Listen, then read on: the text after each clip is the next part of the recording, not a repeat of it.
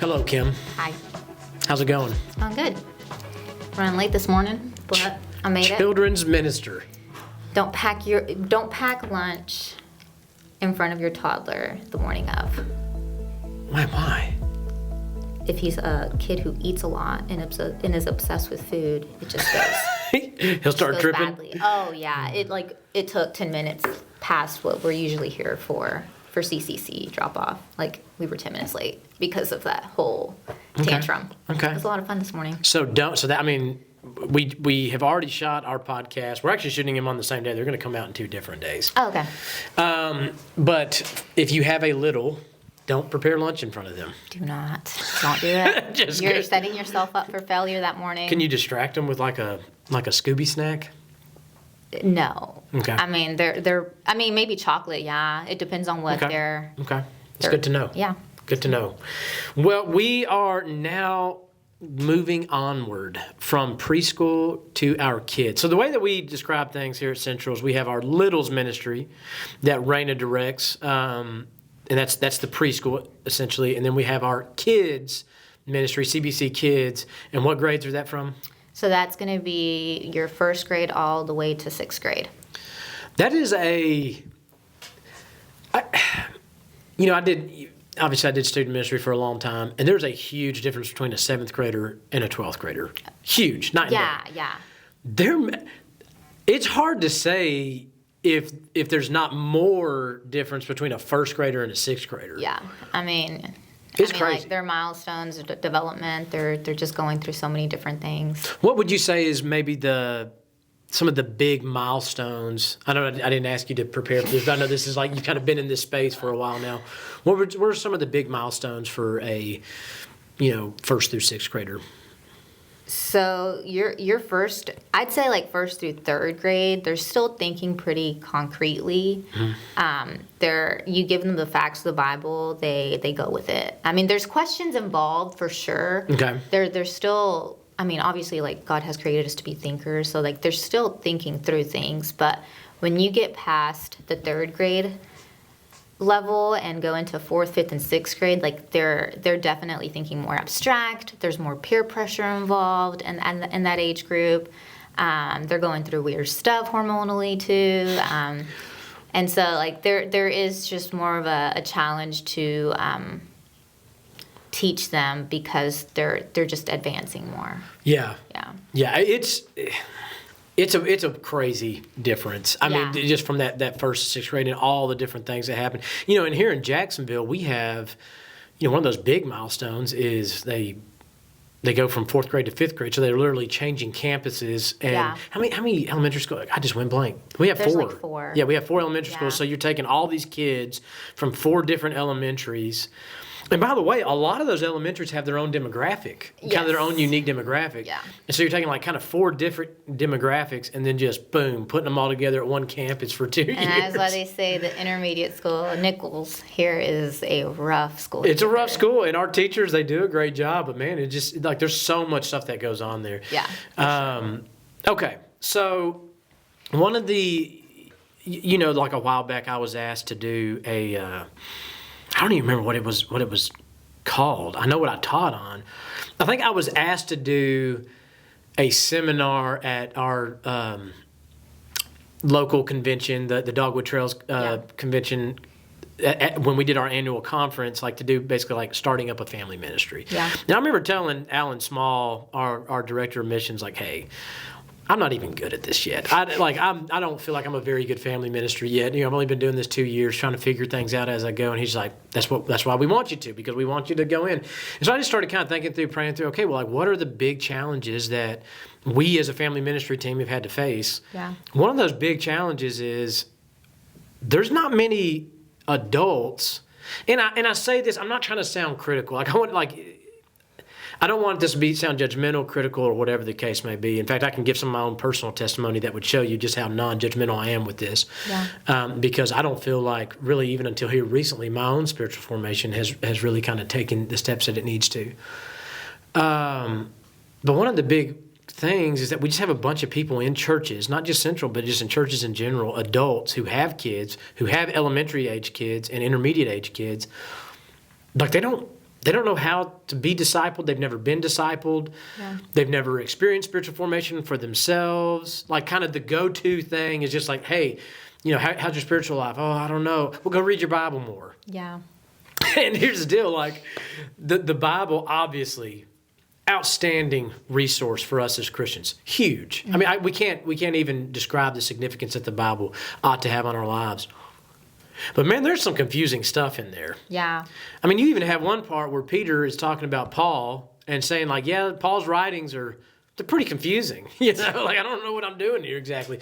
You have other parts like in the Old Testament. I think of like when the Jews returned from exile and they basically read the Torah, the law, the first 5 books of the Bible, and at the end of it, all these people are weeping, and they're just like, we don't even know what to do with this. And so the Levites had to go in and explain it to them. Yeah.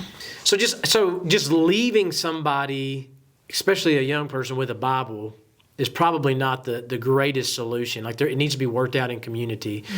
But I've got a feeling that some of the things that a lot of these parents of 1st through 6th graders are experiencing is their kids are starting to ask questions that maybe the parents can't answer. Yeah. You have had, when we do Big Question Sunday, one of the things I love that you've done is you've collected questions from kids. Yeah. What are some of the questions? Do you remember any of them off the top of your head? You've had some doozies. Yeah, we didn't do it this year, but we did it twice last year. I think it was in the fall last year and in the spring. And I mean, it went from like, I guess, let me try to think of like, what are the animals that went on Noah's Ark, or like where did dinosaurs come from? Were they real? To we even had some kids submit like, where do babies come from? And that was like, we're gonna leave that to your parents to answer, and they can go and walk through that conversation. But I mean, we had a lot of older kids submit things about like spiritual warfare or lots of creation questions from the younger kids, but the older kids were definitely more interested in morality too. Yeah. Oh yeah, I remember. Didn't you get even some questions like on the Trinity and stuff like that? Yes, and then like as simple as like, was the fish that swallowed Noah a whale? Like just. That was mostly like the younger kids who submitted like your basic Bible story questions. But yeah, it was like a challenge, and praise God for the Sunday school teachers who know the word and like didn't feel intimidated to answer these questions, and they did really well. And the kids loved it. I think we needed to take a break this year just because the questions started to be repetitive. And that's another thing you see is like you see there's a repetition in some of these kids' thinking when it comes to... There's repetition in adults' thinking. Yeah. And so, like, often you just need to answer those questions repeatedly because it's going to come up. So I guess one of the things I just want to say to the adults who will listen to this is I think we understand that when you are working in spiritual formation with your kid, your 1st through 6th grader, it's scary. Yeah, for sure. I don't want to answer the Trinity to my kid. I'm trying to, it's something that's just so abstract. Very sad. You even start talking about some of those Bible questions that you're talking about, and it's like, man, some of them, like, the answers just aren't, like, real pretty. Yeah. It's like some of them, like, we want to just ask the tough question, get a nice, good answer, and have peace about it. And sometimes the answers, like, don't necessarily bring you a whole lot of peace. Sometimes you have to, like, wrestle with them, work through them. Yeah. And so we get it.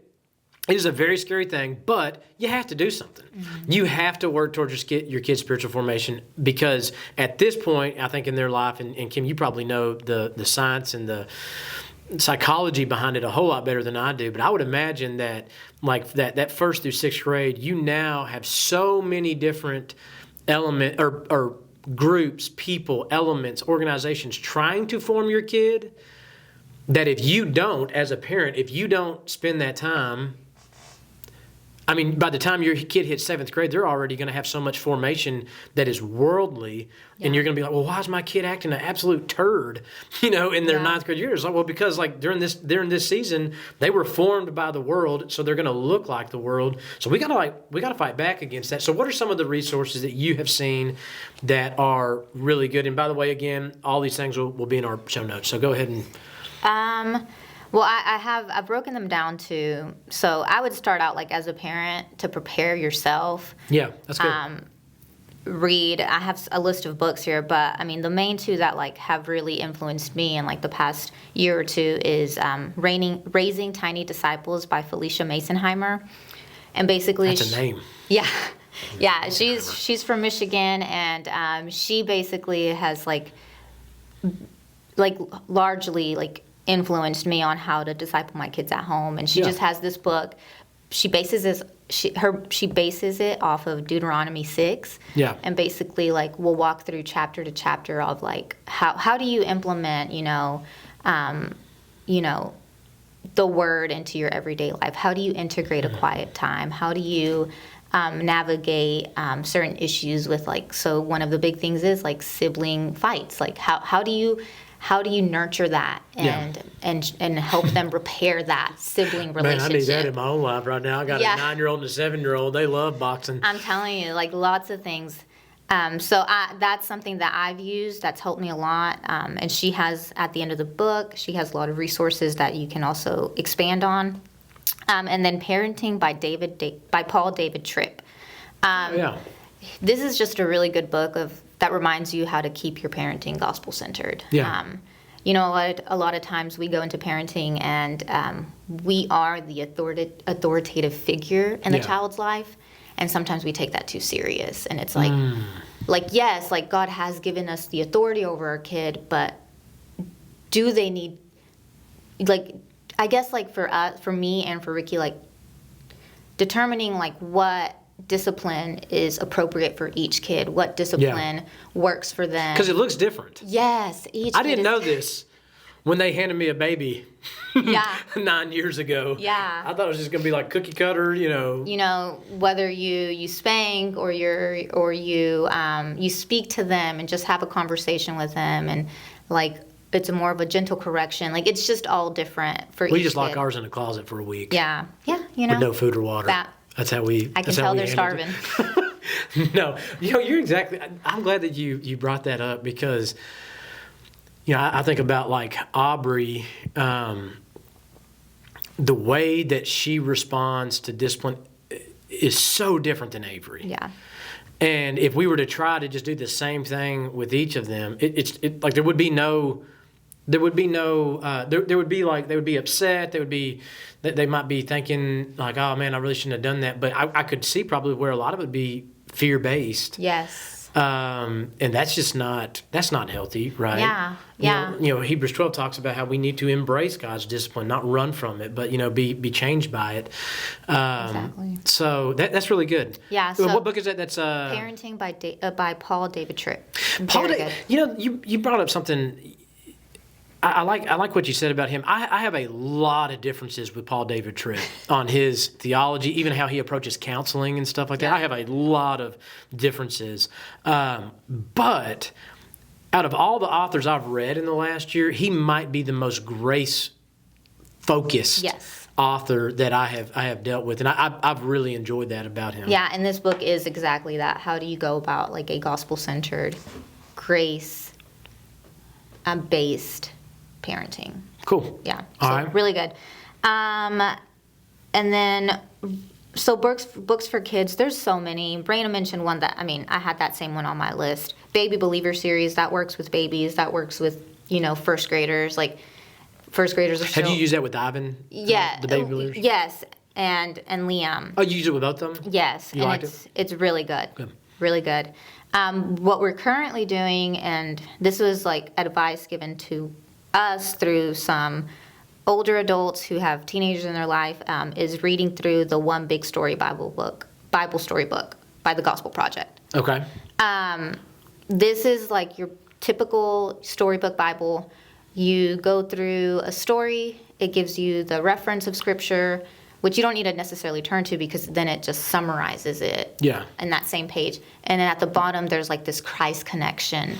Is this something that you purchase, or is it like downloadable? How does Yes, this is a book that you get from Amazon.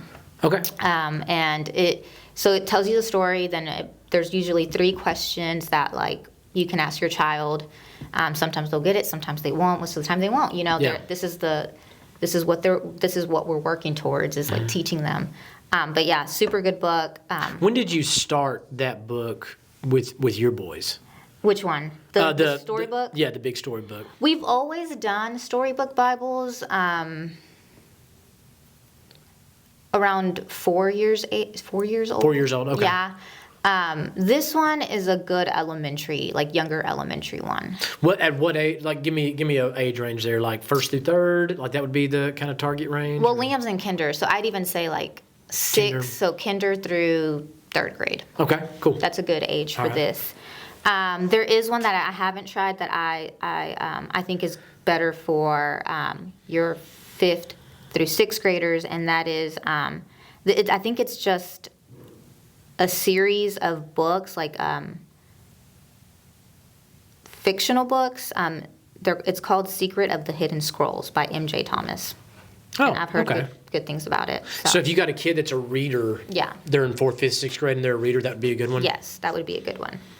By the way, I'm just going to plug this. I don't even know if this is on your list. If you got a kid who's in 4th, 5th, or 6th grade, buy the Chronicles of Narnia for them yesterday. Buy it yesterday. It's so good. Yeah. Anyways, continue.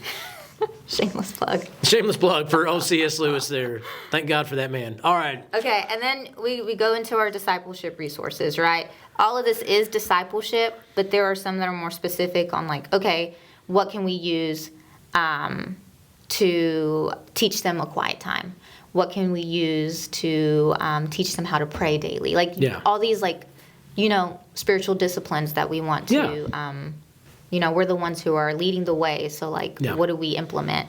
Raina had mentioned it, the D6 Adventure Guide. I mean, that is a devotional. You like it for the older kids too? Yes. There's a devotional for your younger elementary and then your older elementary.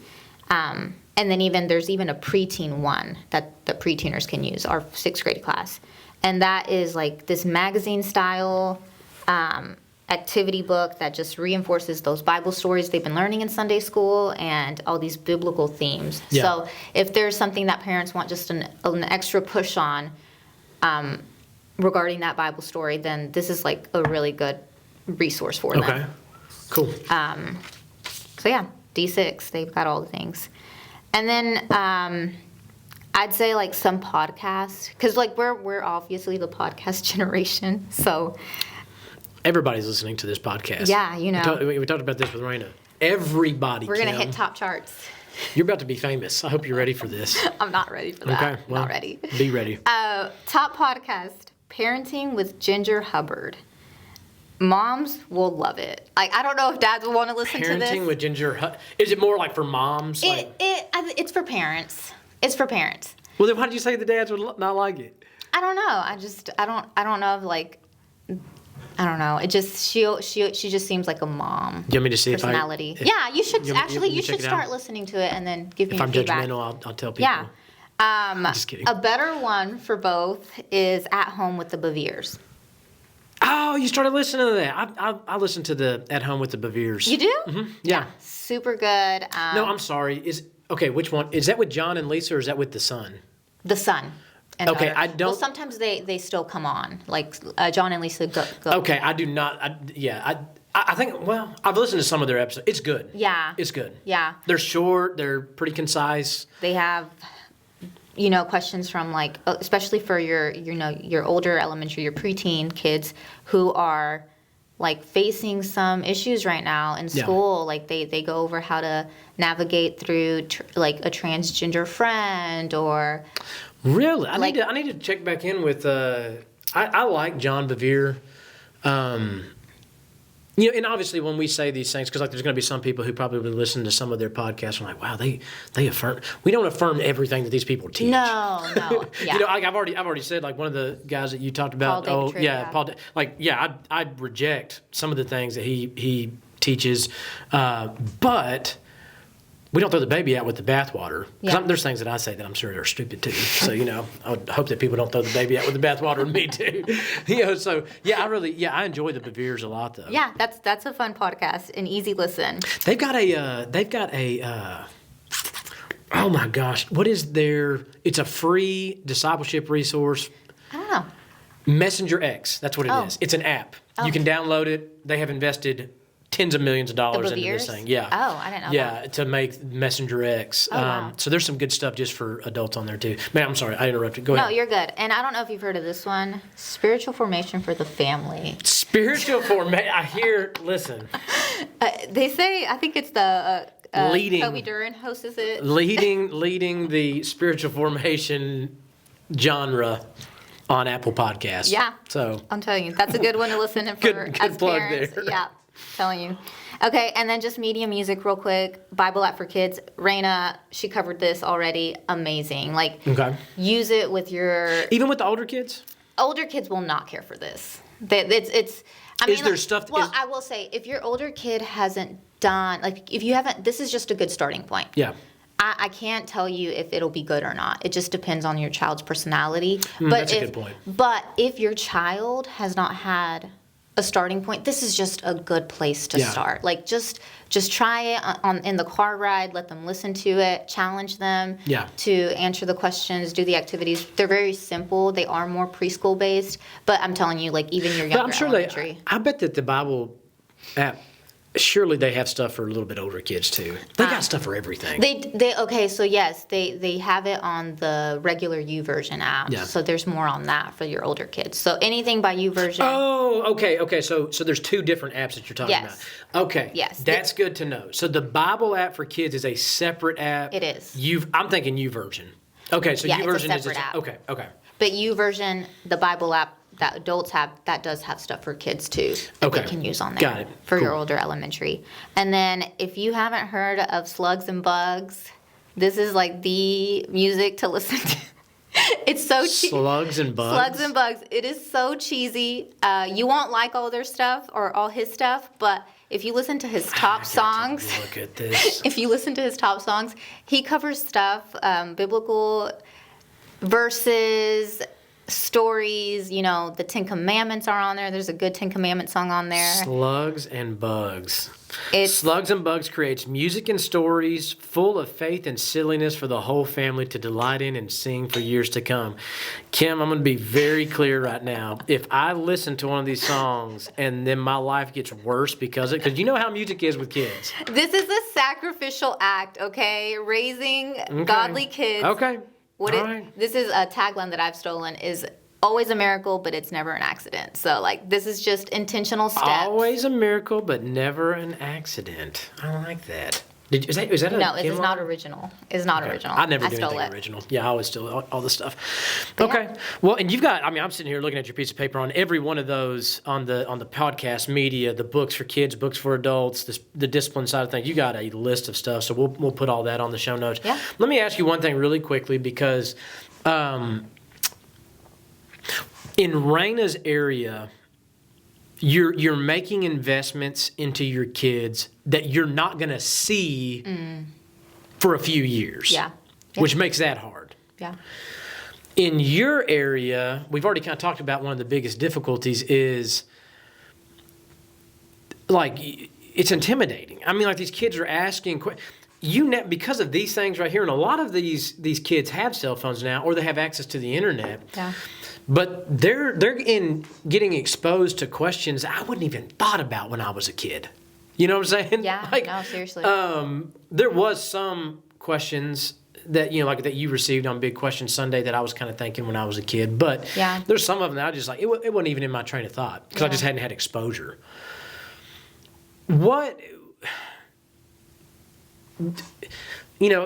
families that you have seen do things really well at Central. Yeah. Is there any final comment that you have, like aside from any of the resources that you have given, but just like some people that you've seen, like, hey, they have done spiritual formation in their home really well. Here's something that I picked up from them. You got anything like that? Yeah. I'd say like with those questions, they are intimidating, but don't leave them unanswered. Like, give them a moment, tell them you don't know the answer, or like that you need to go and find the answer through God's word, through, research, and come back to it. Like, don't, even if they're going to forget. Sometimes they do forget. Like, if you're younger elementary, first and second grader, you may forget. But I think that, like, you are building this foundation of what you want them to believe about God, how you want them to love God. And so I'd say, like, don't let that discourage you from answering those questions. Just do the work, and you're gonna see the fruit of it eventually. One of the things that I saw a lot of parents in student ministry make a major mistake, and this is probably going to be a little bit convicting if there's any parents of teenagers, especially if they've ever done this. But again, we're not trying to be judgmental. We're not trying to heap condemnation on anybody. One of the biggest mistakes I saw people make in student ministry, I'm sure this is probably true of children's ministry too. Your kid comes to you with a question that you have not, for whatever reason, you can't answer it. Yeah. Do not take your kid to go talk to the pastor. Don't do it. You got to go do the work as a parent to bring that answer to your kid. Your kid needs to see a robust faith, a deep seeking of God in your life. And if you take, and I know, like, some people are like, well, it's not, I'm not taking the easy way. Like, I actually did the work. At least I gave my kid the resource, the pastor or the family pastor, the children's minister, whatever. I've given, I didn't take the easy. Look, if you have ever done that, praise God. I do appreciate the fact that you as a parent have, gone to get those questions answered for your kid. But don't do it anymore. Like, instead, go do the work. So I really appreciate what you said about that. You got to go take care of that. Yeah, ask a mentor in your life, or like a spiritual leader in your life that, like, has the answer or would have an answer, and then that come from you. And it's also okay to tell your kids very early on. We don't want to build good Baptists. Yeah. We want to build Christians, right? Yeah. And so it's okay to tell your kid, you know what? Like, we in our faith tradition have an answer for this. We could be wrong. So let me give you my best crack at it. Yeah. Like that, like, people think we have got to get away from, like, this culture that, like, has to have certainty with everything that we go searching for. There's just some things we're not. Yeah. There's just going to be some things we don't have the certainty. So that's really good, Kim. I appreciate. Any closing thoughts before we get ready to roll out on the number one spiritual formation podcast in America? No. I think we've covered it all. But super thankful that I got to share some stuff. Cool. All right. You make sure you leave that paper with. There's a lot of stuff there, so we'll get all that in the show notes and make good use of all that stuff. All right, folks. We'll talk to you later.